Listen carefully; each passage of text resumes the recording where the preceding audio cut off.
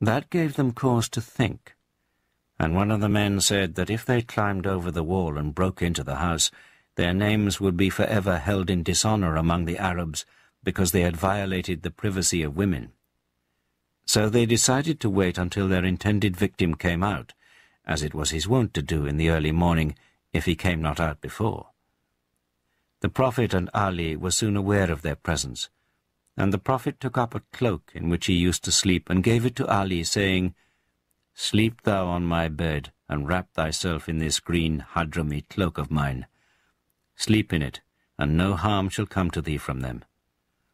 Then he began to recite the surah that is named after its opening letters, Yasin, and when he came to the words, "And we have enshrouded them, so that they see not," he went out of the house.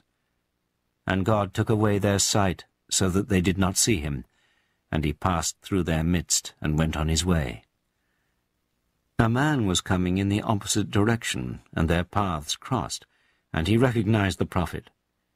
A little later his path took him not far from the Prophet's house, and seeing men at its gate, he called out to them that if it was Muhammad they wanted, he was not there, but had gone out not long since.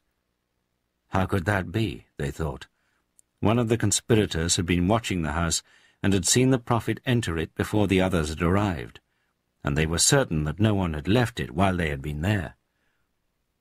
But now they began to be uneasy, until one of them, who knew where the Prophet slept, went to a point from which he could see through the window just enough to make sure that someone was sleeping on the Prophet's bed, wrapped in a cloak, so he reassured his fellows that their man was still there.